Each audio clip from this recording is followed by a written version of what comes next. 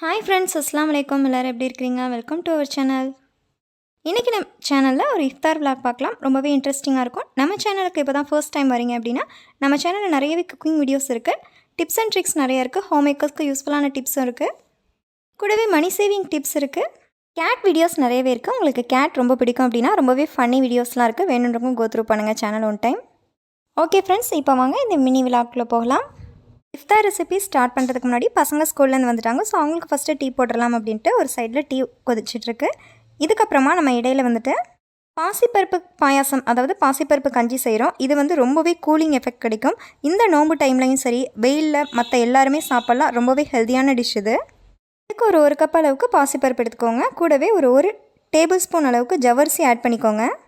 பாசிப்பருப்போட பச்சை வாசனை போகிற அளவுக்கு நல்லா ரோஸ்ட் பண்ணிக்கலாம். இப்போ நல்லா ரோஸ்ட் ஆனதுக்கப்புறமா இதை ஒரு 20 மினிட்ஸ் நல்லா ஊற விட்டிங்க அப்படின்னா சீக்கிரமாகவே உங்களுக்கு வந்துடும். நோன்பு கஞ்சி பள்ளிவாசலில் வாங்கிட்டு வருவாங்க. ஸோ அது கூடவே இதை நம்ம வீட்டில் ப்ரிப்பேர் பண்ணி சாப்பிட்றதுமே ரொம்பவே ஹெல்த்தியானது கூட.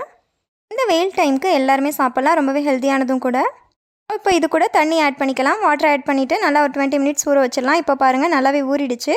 இதுக்கப்புறமா இதை நல்லா அலசிட்டு ஒரு டம்ளர் அளவுக்கு வாட்டர் ஆட் பண்ணிக்கோங்க. அந்த பாசிப்பருப்பு ஃபுல்லாக மூழ்கிற அளவுக்கு வாட்டர் ஆட் பண்ணிக்கோங்க. வாட்டர் ஆட் பண்ணதுக்கப்புறமா இது கூட ஒரு 1/4 டீஸ்பூன் அளவுக்கு சால்ட் ஆட் பண்ணிக்கலாம். சால்ட் ஆட் பண்ணிவிட்டு நம்ம விசில் வைக்க போகிறோம். ஒரு 3 விசில் வச்சு எடுத்திங்க அப்படின்னா உங்களுக்கு பருப்பு சூப்பராகவே வந்துடும். மற்ற ரெசிபிஸ் ப்ரிப்பேர் பண்ணுறதுக்கு முன்னாடி இதை நம்ம செஞ்சிட்டோன்னா ரொம்பவே ஈஸியாக இருக்கும். இப்போ பாருங்கள், 3 விசில் வச்சாச்சு. 3 விசில் வச்சு எடுத்ததுக்கப்புறம் எப்படி இருக்குன்னு பார்க்கலாம். இப்போ பருப்பு நல்லா வந்திருக்கு பாருங்கள். பருப்பும் இந்த ஜவ்வரிசியுமே நல்லா கரைஞ்சிருச்சு. இது கூட பால் ஆட் பண்ணிக்கோங்க. ஒரு டம்ளர் அளவுக்கு பால் ஆட் பண்ணிக்கோங்க. நீங்கள் காய்ச்சி ஆற வச்ச பால் கூட ஆட் பண்ணிக்கலாம். அப்படி இல்லைனா டேரெக்டாக நீங்கள் பால் ஆட் பண்ணிட்டு நல்லா கொதிக்க விடுங்க. இந்த பாசிப்பருப்பு கஞ்சி நல்லா கொதித்து ஆறுனதுக்கப்புறமா நல்லா இறுகின மாதிரி ஆயிரும். ஸோ எக்ஸஸாக வாட்டர் வேணுங்கிறவங்க ஆட் பண்ணிக்கோங்க. நான் இப்போவே ஒரு அரை டம்ளர் அளவுக்கு வாட்டர் ஆட் பண்ணிக்கிறேன். நல்லா மிக்ஸ் பண்ணிக்கோங்க. இது கூட நீங்கள் ப்ரௌன் சுகர், அதாவது நாட்டு சர்க்கரை கூட ஆட் பண்ணிக்கலாம். அதுவுமே நல்லாயிருக்கும். உங்களுக்கு கலர் சேஞ்ச் ஆகிடும், டேஸ்ட்டும் சூப்பராக இருக்கும். இல்லைனா ஒயிட் சுகர் ஆட் பண்ணிக்கோங்க. இதை அடுப்பை சிம்மில் வச்சு நல்லா கொதிக்க விடலாம். இப்போ சர்பத் ப்ரிப்பேர் பண்ணுறோம். சர்பத் ப்ரிப்பேர் பண்ணுறப்போ நம்ம சுகர் ஆட் பண்ணாமல் ஃபுல்லாகவே இது போல் சர்பத் சிரப் மட்டும் ஆட் பண்ணி செஞ்சு பாருங்கள். ரொம்பவே டேஸ்டியாக இருக்கும். சப்ஜா சீட்ஸ் இருந்ததுன்னா முன்னாடியே ஊற வச்சு அதையுமே ஆட் பண்ணிக்கோங்க. அதுவுமே நல்ல ஒரு கூலிங் எஃபெக்ட் கிடைக்கும். உங்களுக்கு வீடியோவில் பார்க்குறதுக்கு தான் ரொம்பவே கலராக தெரியுது, பட் அவ்வளோ கலர்லாம் கிடையாதுங்க. இது போல் தான் இருக்குது உங்களுக்கு. இப்போ இது கூட லெமன் ஆட் பண்ணிக்கலாம். எத்தனை பேருக்கு இந்த வெயிலில் சர்பத் குடிக்கிறது ரொம்ப பிடிக்கும் அப்படின்னு சொல்லிட்டு கமெண்ட் செக்ஷனில் சொல்லுங்கள். சர்பத்துலாம் எப்போவுமே அவைலபிளாக தான் இருக்கும். பட் இந்த நோன்பு டைமில் தாங்க இந்த சர்பத்தோட ஞாபகமே வருது. எத்தனை பேருக்கு அந்த மாதிரி தோணுதுன்னு அதையுமே சொல்லுங்கள் கமெண்ட் செக்ஷனில். இப்போ நமக்கு பாசிப்பருப்பு கஞ்சியுமே நல்லா கொதிச்சு வந்துருச்சு. அதை ஸ்டவ் ஆஃப் பண்ணியாச்சு. இப்போ சர்பத் ரெடியாக இருக்குது. இதையுமே ஃப்ரிட்ஜில் வச்சிடலாம்.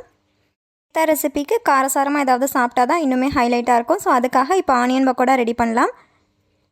இந்த ஆனியன் பக்கோடா ரெசிபி ப்ரிப்பேர் பண்ணுறதுக்கு முன்னாடி ஒரு அப்ளிகேஷன் பற்றி பார்த்துடலாம்.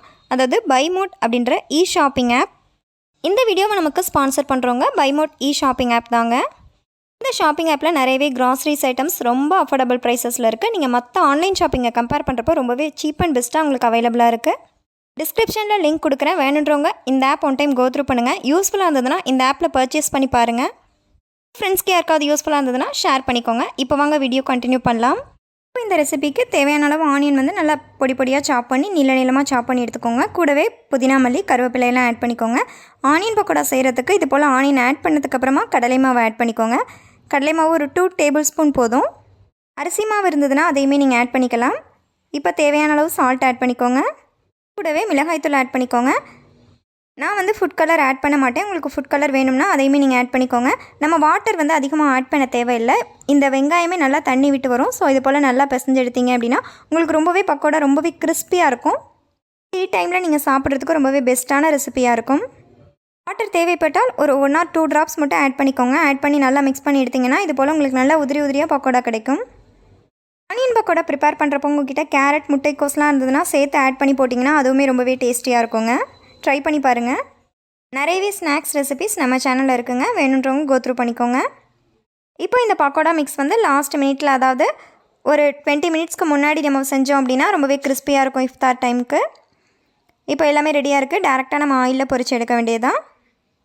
ஆயிலில் போடும்போது அப்படியே உதிரியாக போட்டிங்க அப்படின்னா உங்களுக்கு சூப்பராக ரெடியாகும். இப்போ பாருங்கள், ஆயில் நல்லா கொதிச்சிடுச்சு. இப்போ உதிரியாக இது போல் போடுங்க. நீங்கள் வெங்காய பஜ்ஜி ப்ரிப்பேர் பண்ணுறீங்க அப்படின்னா கடலை மாவை ஆட் பண்ணிவிட்டு அதுக்கப்புறமா வெங்காயம் ஆட் பண்ணிக்கோங்க. பட் இது போல் பக்கோடா மாதிரி உங்களுக்கு வேணும் அப்படின்னா நான் செஞ்ச மெத்தடில் ட்ரை பண்ணி பாருங்கள். இஃப்தார் ரெசிபிக்கு கம்பல்சரியாக ஒரு ஃப்ரூட் எப்போவுமே எடுத்துக்கோங்க. எல்லா ஃப்ரூட்ஸுமே இப்போ அவைலபிளாக இருக்குது. இப்போ நிறையா கீர்னி ஜூஸ் எப்படி போடுறதுன்னு கூட நம்ம சேனலில் வீடியோஸ் இருக்குது. இப்போ ஃப்ரூட் கூடவே கொஞ்சமாக வாழைக்காய் பஜ்ஜி, நோன்பு கஞ்சி தான் இதோட ஸ்பெஷலே. ஸோ பள்ளிவாசல் நோன்பு கஞ்சி, இது கூடவே சமோசா மட்டும் கடையில் வாங்கியாச்சு. தேங்காய் சட்னி அரைச்சாச்சு. இது ஒன் டே இஃப்தார் விலாக். உங்களுக்கு யூஸ்ஃபுல்லாக இருந்ததுன்னா, வீடியோ இன்ட்ரெஸ்டிங்காக இருந்ததுன்னா சேனலை சப்ஸ்கிரைப் பண்ணிக்கோங்க. ஓகே ஃப்ரெண்ட்ஸ், இந்த வெயிலில் எல்லாருமே ரொம்பவே சேஃபாக இருங்க. இன்ட்ரெஸ்டிங் வீடியோவில் மீட் பண்ணலாம். தேங்க்ஸ் ஃபார் வாட்சிங். Have a nice day.